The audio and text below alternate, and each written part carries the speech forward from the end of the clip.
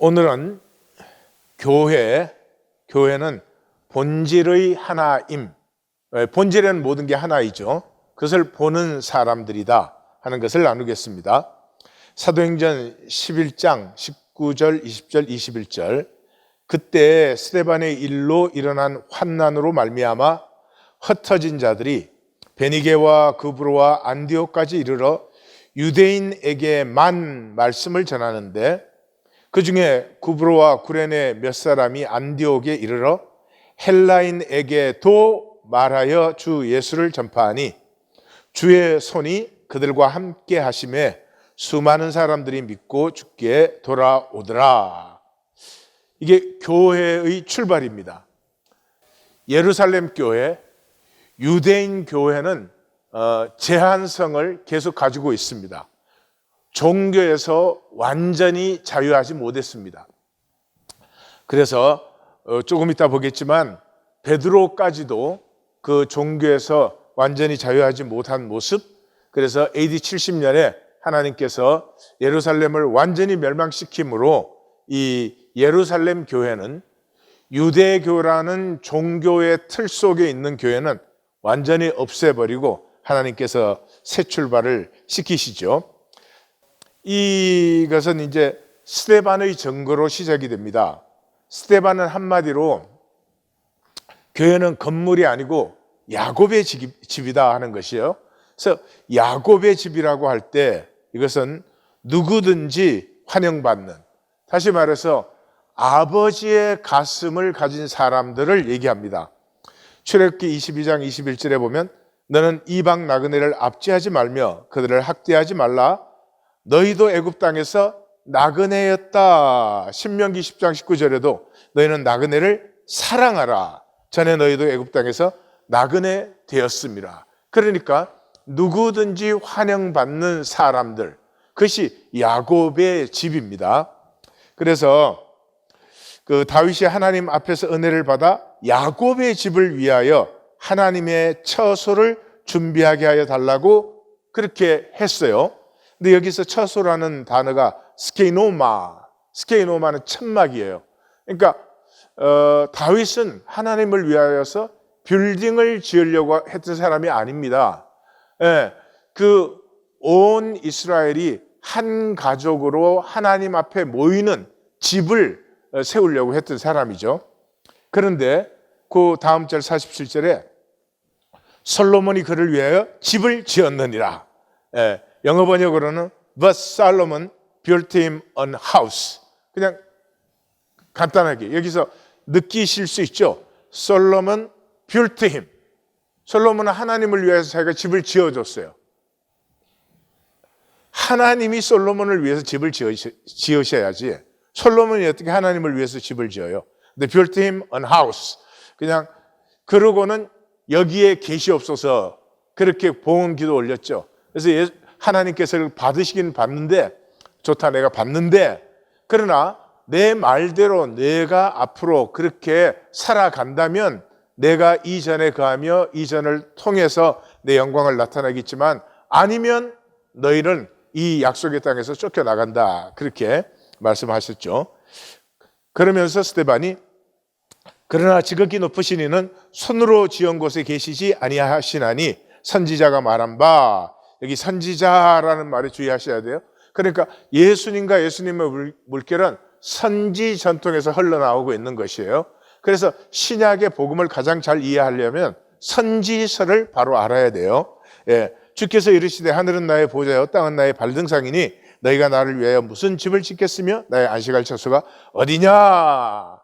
사람이 지은 빌딩이 나의 처소가 될 수 있느냐 하는 것이죠. 그래서 야곱의 집은 이사야서에서 보면은 만민이 기도하는 집이에요. 또 예수님도 그렇게 인용하시죠. 여기서 기도라는 단어에 주의하셔야 돼요. 만민이 제사하는 집이 아니에요. 그러니까 선지 전통은 종교를 부인하는 것이에요. 그래서 만민이 기도한다는 말은 누구든지 하나님 앞에 나올 수 있는 집이지 여기는 어떤 종교 의식을 행하는 것이 아니다 하는 것이죠. 그래서 이 스데반의 일로 이제 예루살렘에서 흩어지게 되고 그 중에 일부가 안디옥에 와서 이방인들에게 말씀을 전했는데 저들이 믿었다. 그래서 안디옥 교회가 생겨나요.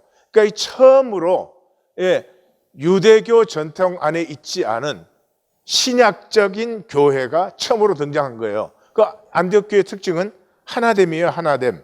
그래서 거기에 사역자들을 보면 바나바, 시몬, 루기오, 마나엔, 사울이 있었는데 바나바는 유대인이고 시몬은 흑인이었고 그 다음에 루기오는 쿠레네 사람이었어요. 그리고 마나엔은 헤롯의 젖동생이었죠. 그리고 사울은 바리새인이었어요. 그러니까 누구든지 하나가 된, 그래서 여기에서 그리스도인이라고 하는 이름을 얻었다 그렇게 돼 있어요. 그래서 제 생각에는 인류의 가장 위대한 선언이 갈라디아서 3장 28절이다. 너희는 유대인이나 헬라인이나 종이나 자유인이나 남자나 여자나 다 그리스도 예수 안에서 하나다. 하나다. 이게 교회입니다. 민족, 인종에 상관없이 그리스도 안에 하나가 돼야 돼요. 그래서 이민교회라는 건 굉장히 일시적인 단계에 불과합니다. 엄밀한 의미에서 이민교회는 교회가 아니에요. 왜냐 그러면 여기는 한국말 안 쓰는 사람 들어오면 아무것도 모르잖아요. 그래서 이건 일시적인 기능성 교회이지 이게 교회 일반론에 해당되지 않아요. 그런데 이렇게 된 주 동력은 이 고넬료의 구원과 이 예루살렘의 그 보고예요. 그래서 베드로가 성령의 인도로 고넬료를 이제 집에 가서 고넬료 가족들이 믿게 되잖아요. 그리고 예루살렘 교회에 보고를 해요. 베드로가 예루살렘에 올라갔을 때 할례자들이 비난하여 이르되 내가 무할례자의 집에 들어가서 함께 먹었다. 여러분 보세요. 지금 교회예요. 교회인데 왜 너 무할례자하고 먹었느냐 하는 비난이 나온 거예요. 그가 너와 내 온 집이 구원받을 말씀을 내게 이르리라 함을 보았다 하거늘 이 고넬료가 성령의 그 인도를 받았어요. 그래서 내가 말을 시작할 때 성령이 그들에게 임하시기를 처음 우리에게 하신 것과 같이 하는지라. 성령이 우리에게 임한 것처럼 그들에게 임했으면은 그들과 우리가 다른 게 뭐가 있겠느냐 하는 것이죠. 그래서 그런즉 하나님이 우리가 주 예수 그리스도를 믿을 때 주신 것과 같은 선물을 그들에게도 주셨으니 내가 누구이기에 하나님을 능히 맡겠느냐. 그들이 이 말을 듣고 잠잠하여 하나님께 영광 돌려 이르되 그러면 하나님께서 이방인에게도 생명 얻는 회개를 주셨도다 하니라. 여기 선물이라는 단어가 도레아라는 단어예요. 도레아라는 단어예요. 이게 신약에 굉장히 중요한데 기독교에서는 왜 이 말이 거의 사라지다시피 했어요, 사실. 그래서 요한복음에서는 예수님께서 수가성 여인에게 내가 만약 하나님의 선물과 내가 물 달라 하는 네가 누군지를 알았더라면 그에게 구했을 것이다 그랬죠. 사도행전 2장 38절에도 너희가 회개하면 성령을 선물로 받을 것이다. 10장에서는 성령의 선물을 받는다. 로마서 5장 15절 17절에는 이 선물은 한 사람으로 말미암아 사망이 들어온 것처럼 한 사람으로 말미암아 구원, 의롭다함이 들어온다. 그래서 구원을 선물이라고 불렀어요. 고린도후서 9장 15절에서는 이 코이노니아하고 에베소서에서는 이게 은사로 이제 나타납니다. 그리고 히브리서 6장 4절에서는 하늘의 은사, 하늘의 선물을 받고 타락한 자는 다시는 회개가 없다. 이런 말씀이에요. 그래서 선물이 굉장히 중요한 의미예요. 그러므로 구원과 성령과 거의 같은 의미예요. 그래서 같은 선물을 받았는데 우리가 어떻게 차별하느냐 그런 것이죠. 그래서 이 사건 후에 종교와 완전히 결별을 합니다. 그래서 하나님이 바울을 쓰시고 베드로와 바나바가 사라져요. 베드로와 바나바는 굉장히 훌륭한 사람입니다. 그럼에도 불구하고 신약 성경에서 이후에 사라져 버립니다. 왜냐 그러면 베드로와 바울은 유대교라고 하는 종교적 틀 안에 있는 사람들이기 때문에. 그래서 이 사도행전 15장에 예루살렘 회의가 일어났죠. 그러나 우리는 그들이 우리와 동일하게 주 예수의 은혜로 구원을 받는 줄을 믿노라 하니라 라고 이게 막 사람들 토론 후에 베드로가 마지막 발언을 해요. 이방인이나 우리나라 똑같이 구원을 받는 것이다. 그리고 이후로 베드로는 완전히 사라집니다.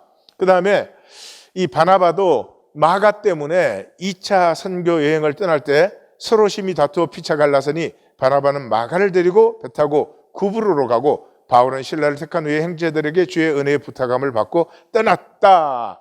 이걸로 바나바도 끝나버립니다. 그리고 바울의 역사만 나타나요. 바울의 역사만 나타난 이유가 종교라는 틀까지도 완전히 교회는 결별을 했다, 그런 말이에요. 그래서 갈라디아서 2장에 보면은 야고보에서 온 어떤 이들이 이르기 전에 게바가 이방인과 함께 먹다가 그들이 오매 그가 할례자들을 두려워하여 떠나 물러가매 남은 유대인들도 그와 같이 외식함으로 바나바도 그들의 외식에 유혹되었다. 여기 보시죠. 베드로와 바울은 예수님의 복음을 받아들였고 구원받은 사람들이죠. 그럼에도 불구하고 유대 종교 틀에서 완전히 벗어날 수가 없어요. 왜? 종교 무서운 거예요. 종교 무서운 거예요. 제가 지금 하는 말들은 비교적 제가 자유롭게 하지만 이거 제가 40년 전에 첫 번 개척하고 나서 똑같은 말 했어요. 예? 성경에는 목사 없다. 예, 다 같이 성도로 부르자. 뭐 이런 거 했어요. 그때는 다 이단이라고 그랬어요. 절 보고.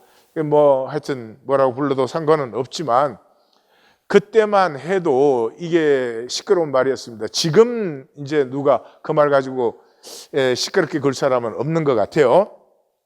그리고 할례를 완전히 끝내버리죠. 할례는 유대 종교의 중심이자 생명이에요. 아시죠?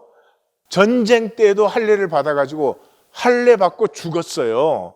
그 정도로 유대교회는 할례가 생명이에요. 그런데 로마서에 내가 율법을 행하면 할례가 유익하나 만일 율법을 범하면 내 할례가 무할례, 할례가 무슨 소용이 있느냐? 무릇 표면적 유대인이 아니요 표면적 육신의 할례가 아니다. 그렇게 하므로 종교 행위는 nothing.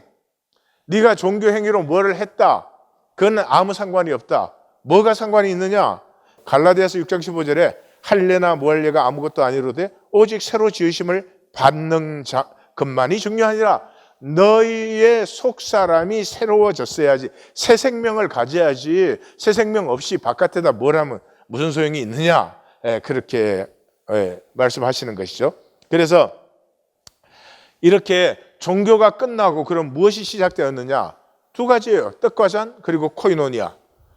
이 증거로 쓴 사람이 사도 바울이에요. 그 사도 바울은 주님이 살아계실 때 바울이 만난 적이 없잖아요. 그런데 바울이 딱 두 가지만 자기가 주님께 친히 받았다고 말을 합니다. 그게 떡과 잔과 코이노니아예요. 그러면 바울이 어떻게 주님께 친히 받아요? 그것은 다메섹에서 예수님 영접하고 나서 그 아라비아 사막에 들어갔죠. 아라비아 사막에 때 계시를 받았겠죠. 또 자기 자신이 내가 계시로 받은 것을 너희가 짐작하지 않느냐, 너희가 알지 않느냐, 이런 말을 하죠. 그래서 고린도전서 11장에 보면은 내가 너희에게 전한 것은 주께 받은 것이니, 주께 받았다고 그랬어요. 사람에게 배운 것 아니에요. 곧 주 예수께서 잡히시던 밤에 떡을 가지사 축사하시고 때에 이르시되 이것은 너희를 위하는 내 몸이니 이것을 행하여 나를 기념하라. 19회 또한 그와 같이 잔을 가지사 이르시되 이 잔은 내 피로 세운 새 언약이니. 다시 말해서 살과 피니까 생명이죠. 주님의 생명이 그 안에 역사하는 사람들이지 종교의식이나 행위의 사람들이 아니다. 그 새 언약이니 이것을 행하여 마실 때마다 나를 기억하라. 왜 기념하라고 번역했는지 모르. 기억하라. 너희가 이 떡을 먹으며 잔을 마실 때마다 주의 죽으심을 그가 오실 때까지 전하는 것이다. 그래서 예수님은 요한복음에서 그랬죠. 마지막 밤에 새 계명을 너희에게 주노니 서로 사랑하라. 내가 너희를 사랑한 것 같이 너희도 서로 사랑하라. 두 번 말했죠. 이게 새 언약이에요. 새 언약이란 말은 옛 언약은 이제 끝난 거예요.